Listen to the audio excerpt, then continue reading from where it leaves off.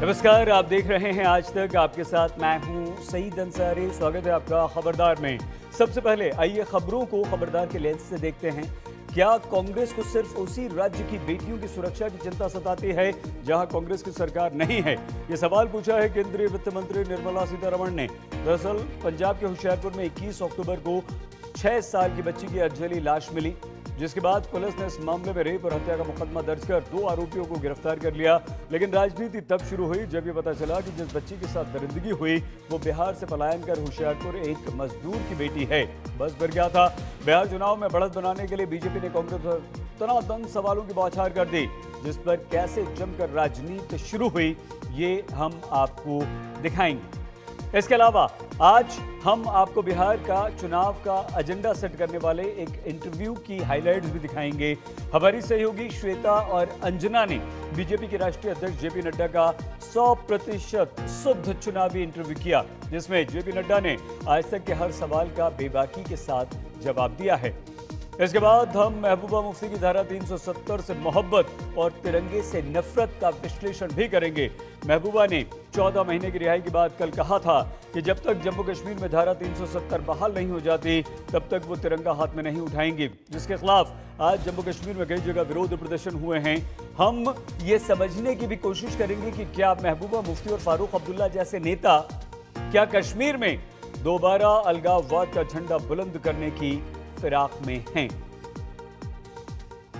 अभी उत्तर प्रदेश के हाथरस कांड को बहुत ज्यादा दिन नहीं बीते थे कि पंजाब के होशियारपुर में एक 6 साल की मासूम बच्ची की रेप के बाद हत्या कर दी गई। यह परिवार बिहार से पंजाब काम करने आया था। अब रेप और हत्याकांड पर राजनीतिक पारा गर्मा गया है। बीजेपी ने राहुल गांधी और प्रियंका गांधी पर सवालों की झड़ी लगा दी है। उनसे पूछा जा रहा है कि वो होशियारपुर क्यों नहीं जा रहे। सरकार के दो मंत्रियों ने आज राहुल प्रियंका के खिलाफ मोर्चा खोल दिया। वहीं कांग्रेस ने दलील दी है कि पंजाब की सरकार उत्तर प्रदेश की सरकार की तरह पीड़ित परिवार के जख्मों को न तो कुरेद रही है और न ही इंसाफ में रोड़ा बनी हुई है। सरकार को परिवार की रक्षा करनी, उल्टा सरकार इनको धमका रही है। परिवार के सदस्यों को न्याय मिलना चाहिए, उस लड़की को न्याय मिलना चाहिए। राहुल गांधी पॉलिटिकल टूर पे जाते हैं, वो उसके बजाय टांडा पे जाना चाहिए। उनकी सरकारें हैं, वहाँ महिलाओं के साथ क्या अन्याय हो रहा है और कैसे दुष्कर्म है वो देखते नहीं। क्या जहां आपकी सरकार नहीं है वहां अगर रेप होता है के खिलाफ आप बाय गाड़ी में बैठते हुए हंसी मजाक करते हुए पिकनिक में जाने जैसे आप प्रोटेस्ट करने के लिए जाएंगे? उन्नाव और हाथरस में कथित रेप की वारदात पर कांग्रेस के नेता घरों से निकलने में जरा सा भी देर नहीं लगाते, और जब राजस्थान और पंजाब में रेप की वारदात होती है तो बीजेपी जवाबी हमला करने में पूरी ताकत लगा देती है। हाथरस में कथित रेप कांड पर कांग्रेस ने मोर्चा खोला। राहुल प्रियंका के निशाने पर सीधे मुख्यमंत्री योगी आदित्यनाथ थे। दोनों ने यूपी की कानून व्यवस्था के दावों की हवा निकालने में कोई कसर। अब मामला कांग्रेस शासित पंजाब का है। होशियारपुर में 6 साल की बच्ची से रेप के बाद हत्या कर दी गई। हैवानों ने उसके शरीर को जलाने की कोशिश की। पंजाब में सरकार कांग्रेस की है। राहुल गांधी के बड़े समर्थक अमरिंदर सिंह सूबे के मुख्य। बीजेपी को हाथरस का हिसाब चुकाने का मौका मिला। पाई वसूलने के मूड में उतरी पार्टी ने राहुल प्रियंका को आईना दिखाया। होशियारपुर रेप पर उनकी गहरी चुप्पी पर सवाल दागे। वित्त मंत्री निर्मला सीतारमण ने खुद पलटवार का जिम्मा संभाला। पूछा, राहुल गांधी अब क्यों चुप हैं? मैं आज कांग्रेस पार्टी से पूछना चाहती हूँ, क्या जहां आपकी सरकार नहीं है वहां अगर रेप होता है उसके खिलाफ आप भाई बहन गाड़ी में बैठते हुए हंसी मजाक करते हुए पिकनिक में जाने जैसे आप प्रोटेस्ट करने के लिए जाएंगे? मगर होशियारपुर, क्योंकि उधर पंजाब की सरकार है, कांग्रेस की सरकार है, आप होशियारपुर के ऊपर एक भी। बिहार में विधानसभा चुनाव का शोर चरम पर है। 6 साल की बच्ची बिहार की रहने वाली थी। बीजेपी ने बिहार में कांग्रेस के पक्के दोस्त तेजस्वी यादव को इस मामले में घसीट लिया और सवाल पूछे, बताइए राहुल गांधी से बिहार की बेटी पर हुए अत्याचार पर कब हिसाब लेंगे? कल बिहार में तेजस्वी यादव के साथ आप भी कैंपेन में गए थे, क्यों आरजेडी के नेता तेजस्वी यादव राहुल गांधी जी से नहीं पूछा कि बिहार की एक सुपुत्री उधर पंजाब में जहां कांग्रेस की सरकार है वहां ये दुष्कर्म हुआ, उसके बारे में क्यों राहुल गांधी जी और तेजस्वी उधर से चुनाव के संबंधित संबोधन करते हुए इसके बारे में बोल नहीं सकते थे? दोनों जगह अंतर अपराध का नहीं बल्कि सरकारों का है। यूपी में बीजेपी की सरकार है तो पंजाब में कांग्रेस की। यही वजह है कि दोनों के किरदार अब बदल गए हैं। यहाँ बीजेपी हमलावर है तो कांग्रेस बचाव की मुद्रा में है। उनकी सरकारें हैं, वहाँ महिलाओं के साथ क्या अन्याय हो रहा है और कैसे दुष्कर्म है वो देखते नहीं। अगर विपक्ष संतुष्ट नहीं है तो विपक्ष जाए। हमने वहां धारा 144 नहीं लगा रखी, हमने हाथरस की तरीके से फेक न्यूज नहीं कही। राहुल गांधी और प्रियंका की चुप्पी पर कांग्रेस की दलील भी दिलचस्प थी। कांग्रेस ने कहा हाथरस की तरह होशियारपुर में अमरिंदर सरकार ने धारा 144 नहीं लागू की। पीड़ित परिवार से मिलने से विपक्ष के नेताओं को रोका नहीं गया। होशियारपुर पुलिस रेप की वारदात को खारिज भी नहीं करती। पुलिस परिवार के साथ है, उनके खिलाफ नहीं है। ऐसे में राहुल गांधी क्यों जाएं जब उनकी सरकार हरकत में है? हाथरस में जब हम गए तो हाथरस में पीड़ित परिवार के साथ कोई नहीं खड़ा था। ऐसी कोई घटना अगर पंजाब में हुई हो तो आप बताइए। कांग्रेस और बीजेपी बुरी तरह उलझ गए, लेकिन इस बीच पुलिस ने रेप और हत्या के आरोप में 2 लोगों को गिरफ्तार भी किया है। सीसीटीवी फुटेज में बच्ची के साथ एक आरोपी की तस्वीर सामने आई। इस वीडियो में आरोपी बच्ची को साथ लेकर जाता हुआ दिखाई दे रहा है। परिवार की मांग है कि आरोपी को फांसी से कम की सजा न मिले।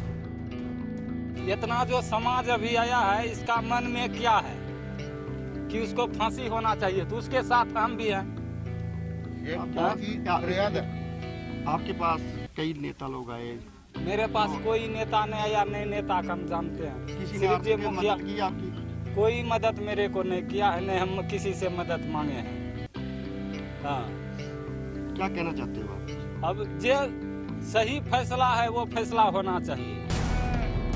परिवार का दर्द झकझोरने वाला है, लेकिन शायद इसे ही सियासत कहते हैं, जो बलात्कार जैसे संगीन मुद्दों पर भी राज्य, जाति और सत्ता में सरकार ढूंढ लेती है। रेप की वारदात सियासी नफे नुकसान में तौली जाती है। वारदात के बाद राजनीतिक दल सोशल मीडिया पर कैंपेन चलाते हैं। विरोध में चक्का जाम, कैंडल मार्च निकाले जाते हैं। विपक्ष निशाना साधता है, सत्तारूढ़ पार्टी बचाव करती है। हाथरस में कांग्रेस ने सवाल पूछे थे, अब पंजाब में बीजेपी सवाल कर रही है। लेकिन बड़ा सवाल तो ये है कि रेप जैसी वारदात पर कब तक सियासी रोटियां सेकी जाती रहेंगी। चंडीगढ़ से सत्येंद्र चौहान के साथ आज तक ब्यूरो। और आइए अब बात करते हैं बिहार चुनाव की। बिहार चुनाव में राजनीतिक पार्टियां नए नए चुनावी वादों से वोटरों को लुभाने की कवायद में जुटी हुई हैं। किसी ने 10 लाख तो किसी ने 19 लाख नौकरियों को देने का वादा कर चुनावी माहौल को गरमा दिया। गुरुवार को 5 लक्ष्य 1 सूत्र 11 संकल्प वाला घोषणा पत्र जारी हुआ। तो आज आरजेडी ने भी वादों की छड़ी लगा दी। सबसे खास बात यह थी कि तेजस्वी ने बिहार में नौकरी के लिए डोमिसाइल नीति लागू करने का वादा कर दिया है। इसका मतलब ये हुआ कि बिहार में 85% सरकारी नौकरियां सिर्फ बिहार के लोगों को ही मिलेंगी। नीतीश कुमार मुख्यमंत्री बने, डबल इंजन की सरकार बा। 15 साल में नीतीश जी रोजगार दिए। हम यहाँ 10 लाख सरकारी नौकरियों के बारे में जिक्र कर रहे हैं। हजारों की भीड़ और मंच पर तेजस्वी यादव। हर रैली में वादा एक ही, सत्ता मिली तो 10 लाख नौकरी पक्की। मंच से नौकरी की गारंटी मिलते ही भीड़ का जोश दोगुना हो जाता है। समर्थन में हजारों लोगों के हाथ फूट जाते हैं। तेजस्वी यादव ने बिहार चुनाव में बेरोजगारी को बड़ा मुद्दा बना दिया है। आज उनके चुनावी घोषणा पत्र में भी वादा दोहराया गया। तेजस्वी 10 लाख के वादे से आगे निकलकर कह गए कि सरकारी नौकरियों के 85% पद बिहार के युवाओं के लिए आरक्षित होंगे। देश के इतिहास में पहली बार इकट्ठे 10 लाख नौजवानों को सरकारी नौकरियां दी जाएंगी। 4.5 लाख नौकरियां रिक्त हैं स्वास्थ्य सेवाएं में, शिक्षा विभाग में, पुलिस महकमे में, 60% जूनियर इंजीनियर का पद जो है वो खाली है। यानी तेजस्वी यादव ने बिहार में अपने टू मिसाइल नीति की घोषणा कर दी है। इस नियम के लागू होते ही नौकरी में स्थानीय लोगों को तरजीह दी जाएगी। इसके अलावा तेजस्वी के सियासी कार्ड में और भी बहुत कुछ था। आरजेडी ने वायदा किया कि किसानों की कर्ज माफी होगी, नए उद्योगों को टैक्स छूट मिलेगी, किसान आयोग और व्यावसायिक आयोग बनेगा, प्रत्येक गांव में सीसीटीवी कैमरा लगाने का वायदा किया गया, बेरोजगार युवाओं को प्रति माह 1500 रुपए भत्ता दिया जाएगा, बुजुर्गों और गरीबों की पेंशन 400 रुपए प्रति महीने से बढ़ाकर 1000 रुपए प्रति माह करने का वायदा, संविदा व्यवस्था खत्म होगी और स्थायी नौकरी दी जाएगी, शिक्षा पर बजट का 22% खर्च होगा, नियोजित शिक्षकों को समान वेतनमान, छात्रों को लैपटॉप, सरकारी परीक्षा फॉर्म भरने में फीस नहीं, सरकारी अस्पतालों में गरीबों को फ्री डायलिसिस की सुविधा दी जाएगी। रन हमारा संकल्प बदलाव का जो कि सच होने वाला है। इसमें काफ़ी डिटेलिंग और काफ़ी विस्तार रूप से हर एक क्षेत्र को लेकर के हर एक चीज़ों का ध्यान रखने का काम किया है। मेरा ख्याल है तेजस्वी जो कहता है वो करता है और जो करता है वही कहता है। चुनावी वादे हैं, कोई किसी से पीछे नहीं रहना चाहता, क्या बीजेपी और क्या एलजेपी। आरजेडी के नौकरी वाले वादे के जवाब में बीजेपी ने भी 19 लाख रोजगार देने का संकल्प लिया तो चिराग पासवान ने बिहार और बिहारी फर्स्ट का नारा बुलंद किया। तेजस्वी ने बेरोजगारी भत्ते का वादा किया तो बीजेपी ने 3 लाख टीचरों की भर्ती का दांव चला। एलजेपी ने समान पद समान वेतन का नारा दिया। आरजेडी ने अपने घोषणा पत्र में किसानों की कर्ज माफी की बात की तो बीजेपी ने फ्री कोरोना वैक्सीन का ऐलान किया। जान माल की जिंदगी बचाने की चीजें भी चुनावी घोषणा पत्र में, मुझे तो लगता है संभवतः किसी ने मिसगाइड किया और इन लोगों ने आज भाजपा को ऐसे खड़ा करके रख दिया है जिनके लिए चुनाव में वो जिंदगी का सौदा भी कर सकते। बीजेपी एनडीए जो कहती है वह करती है। रोजगार भी हम देंगे, किसानों की आमदनी भी बढ़ाएंगे, युवाओं का कल्याण भी होगा और मजदूरों का भी कल्याण होगा। शायद हाल के चुनाव में यह पहला ऐसा चुनाव है जब जात पात की सियासत में जकड़ी बिहार की राजनीति में अब चर्चा बेरोजगारी को लेकर। आरजेडी के वादों की काट को लेकर ही सही, दूसरी पार्टियां भी रोजगार पर बात कर रही हैं। तो लगता है कि वो 10 लाख नौकरियां दे देंगे, सरकारी नौकरियां। जी हमें एक बार तो मौका दे के देखना चाहिए ना। 15 साल नीतीश को मौका दिया गया, दोनों में से कोई नहीं देंगे।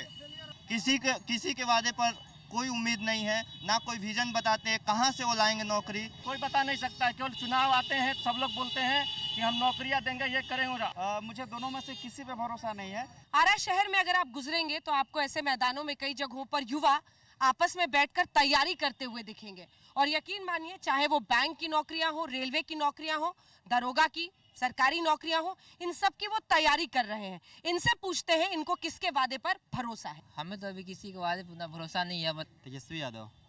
आपको लग रहा है कि वो देंगे? हाँ एकदम। जो पार्टियां बोल रही है तो उस पर मैम जी को अभी यकीन नहीं किया जा सकता। सूबे में स्कूल खस्ता हाल है, पढ़ाई लिखाई चौपट है, उद्योग धंधों की तो बात ही क्या। खेती करने वाले भी हर साल बाढ़ से तबाह हैं, पलायन चरम पर है। ऐसे में अब जब राजनीतिक दलों को कामकाज का हिसाब देना पड़ रहा है तो ये बदलाव की शुरुआत कही जा सकती है। अगर इस बार वाकई जात पात के अलावा काम भी वोट का बड़ा फैक्टर बन गया तो बिहार की किस्मत बदलनी तय है। इन चुनावों में तेजस्वी ने जनता की नब्ज पकड़ ली है और बेरोजगारी को अपना सबसे बड़ा हथियार बना लिया है और शायद इसी वजह से आज आरजेडी के घोषणा पत्र में भी तेजस्वी ने युवाओं को लेकर वादों की झड़ी लगा दी। अब ऐसे में देखने वाली बात यह होगी कि तेजस्वी के वादे पर बिहार के युवा कितना भरोसा करते हैं। कैमरा पर्सन दीपक कुमार के साथ रोहित सिंह, पटना, आज तक। बिहार चुनाव में वादों की भरमार है, अगर कुछ नहीं है तो वो है कोरोना का डर। प्रधानमंत्री नरेंद्र मोदी देश के नाम अपने संबोधन में लोगों से हाथ जोड़कर अपील कर चुके हैं कि कोरोना से डरिए, बचिए। लेकिन बिहार चुनाव में खुद बीजेपी के नेता कोरोना को न्योता दे रहे हैं। बिहार के उप मुख्यमंत्री सुशील कुमार मोदी समेत 3 बीजेपी नेताओं के बाद अब महाराष्ट्र के पूर्व मुख्यमंत्री देवेंद्र फडणवीस भी कोरोना पॉजिटिव हो गए। लेकिन इसके बावजूद बीजेपी नेताओं की रैलियों में कोरोना से डर वाली कोई भी बात नजर नहीं आती। लेकिन इसके लिए सिर्फ बीजेपी को ही दोषी बिल्कुल नहीं ठहरा सकते। चुनाव प्रचार में कोरोना को भूल जाने की परंपरा सर्वदलीय है। मतलब हर दल ये कर रहा है। बिहार चुनाव के परिणाम तो 10 नवंबर को आएंगे, लेकिन प्रचार में कोरोना को भूलने का रिजल्ट अभी से हमारे सामने आने लगा है। बीजेपी से कोई ये पूछे कि जिस बिहार के लोग मानते ही नहीं हैं कि कोरोना है, तो वो फ्री वैक्सीन के नाम पर अपना कीमती, अगर लोग कोरोना के वजूद को मानते तो यूं रैलियों में हाथ मिलाते नहीं। अगर कोरोना को मानते तो 2 गज की दूरी को भी मानते, मास्क लगाने की जरूरत को। लेकिन ऐसा तो कुछ भी नहीं हो रहा। बिहार के लोगों के लिए तो कोरोना सिर्फ मन का वहम है, जिसकी कोई वैक्सीन अभी तक इजाद नहीं हुई है। कोरोना काल में बिहार विधानसभा चुनाव हो रहे हैं और जो राजनीतिक दलों की रैलियां हो रही हैं उसमें लगातार भारी संख्या में भीड़ इकट्ठा हो रही है और जो सोशल डिस्टेंसिंग के नियमों का जो है वो पालन नहीं किया जा रहा है। आप यहाँ देखिए, एक से एक साथ सभी लोग, ऐसा लगता है मानो एक दूसरे से चिपक के ये राहुल गांधी और तेजस्वी यादव की इस हिस्सा रैली को सुनने के लिए यहाँ आए हुए हैं। क्या दुनिया की सबसे बड़ी पार्टी एक बार फिर से जेडीयू के साथ मिलकर बिहार में सत्ता बना पाएगी? बिहार चुनाव को लेकर बीजेपी की रणनीति क्या है? क्या चिराग पासवान और बीजेपी के बीच कोई गुप्त डील हुई है? क्या तेजस्वी यादव बीजेपी जेडीयू को नुकसान पहुंचा पाएंगे? बिहार के टेस्ट से पहले बीजेपी के राष्ट्रीय अध्यक्ष जेपी नड्डा ने देश के मन में उठ रहे इन तमाम सवालों के जवाब देश के सबसे भरोसेमंद न्यूज चैनल आज तक पर दिए।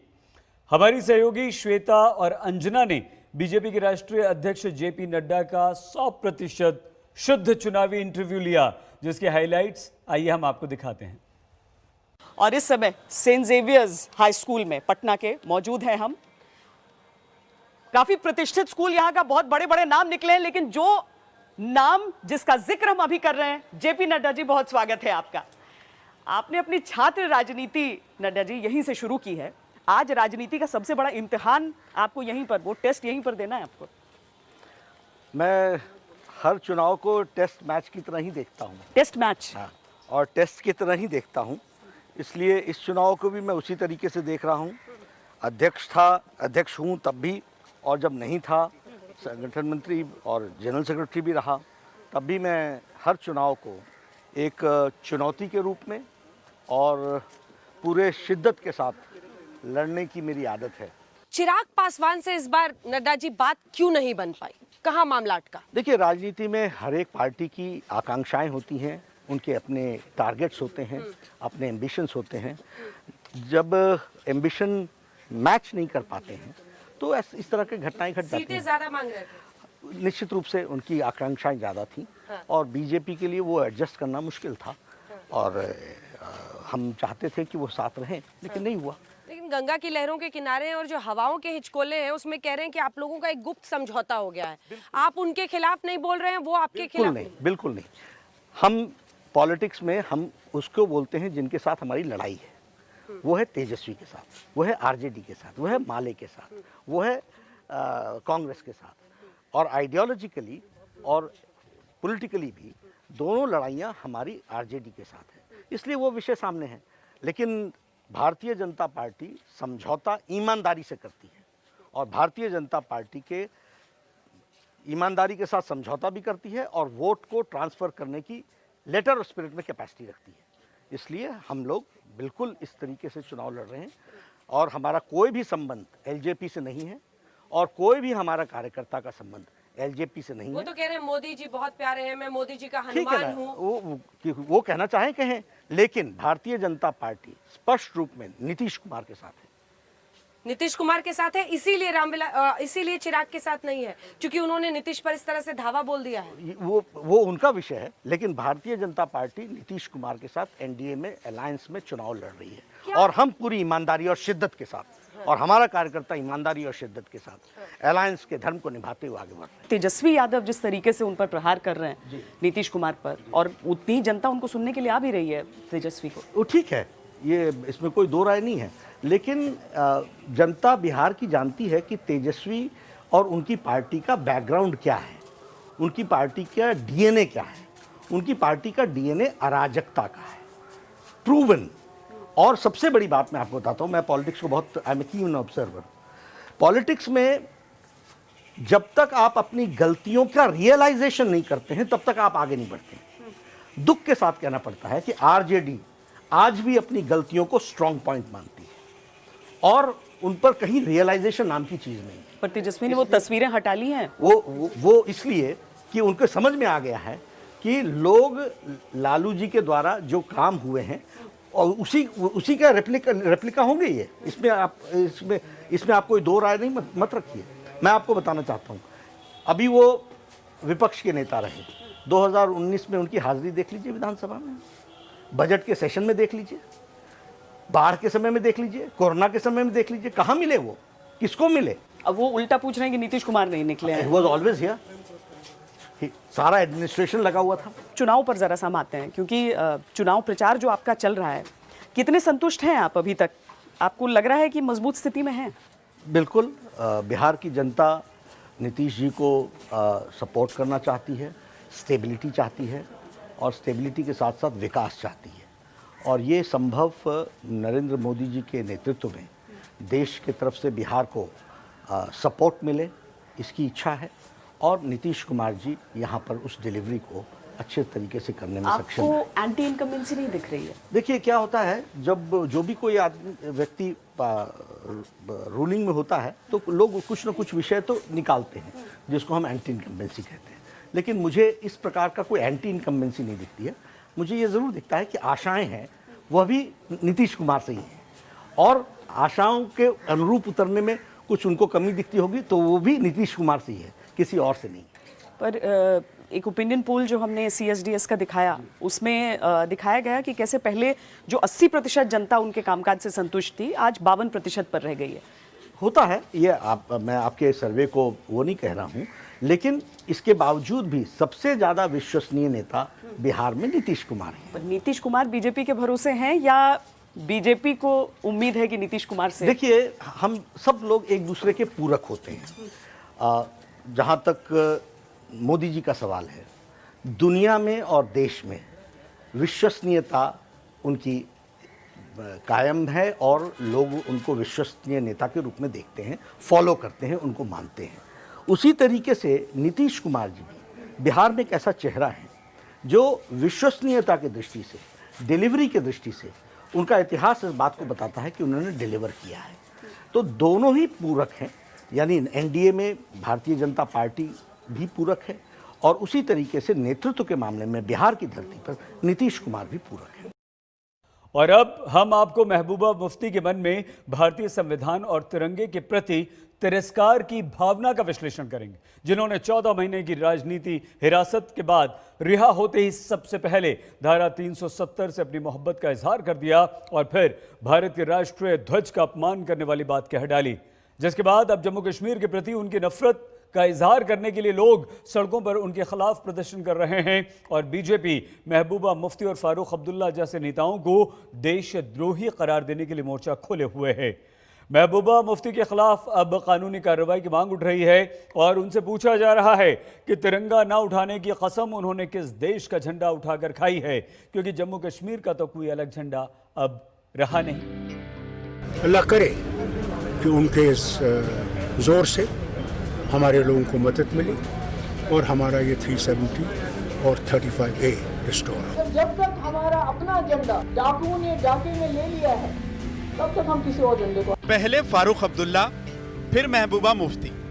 पता नहीं क्यों, लेकिन जब भी अपनी राजनीति का झंडा बुलंद करते हैं तो पाकिस्तान के साथ खड़े। अनुच्छेद 370 के प्रति उनकी मोहब्बत तो समझ में आती है, लेकिन तिरंगे से इतनी नफरत की आखिर क्या वजह है? बताइए, फिर कैसे कोई उन्हें देशद्रोही ना बोले? महबूबा मुफ्ती ने देश की एकता और अखंडता को चैलेंज किया है, इसलिए मैं जम्मू कश्मीर के माननीय उपराज्यपाल महोदय जी से निवेदन करता हूं कि महबूबा मुफ्ती ने जो राष्ट्रद्रोह किया है, इसका तुरंत संज्ञान लेकर महबूबा मुफ्ती पर राष्ट्रद्रोह का मुकदमा दायर करके इसको फिर से जेल की सलाखों के पीछे बंद कर दिया जाए। जब तक अनुच्छेद 370 था तब तक जम्मू कश्मीर का अलग झंडा था, लेकिन अब ना तो धारा 370 है ना जम्मू कश्मीर का अलग। फिर भी महबूबा मुफ्ती उस झंडे को दिल से लगाए बैठी हैं जो है ही नहीं, और तिरंगे का तिरस्कार कर रही हैं, जो था, जो है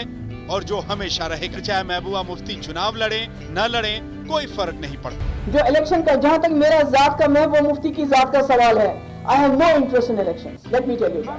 मैं जो आईन जिसके अंदर मैं इलेक्शन लड़ती थी, जब तक वो आईन हमें वापस नहीं होता, Mehbooba Mufti has got nothing to do with elections, let me tell you that. जो लोग तिरंगा जो भारत की शान है, हिंदुस्तान की पहचान है, जिसे उसे परहेज है, और जो चाहता है कि उस तिरंगे की शान और पहचान को हम नहीं स्वीकार करेंगे, तो देश भी ऐसे लोगों को स्वीकार नहीं करेगा।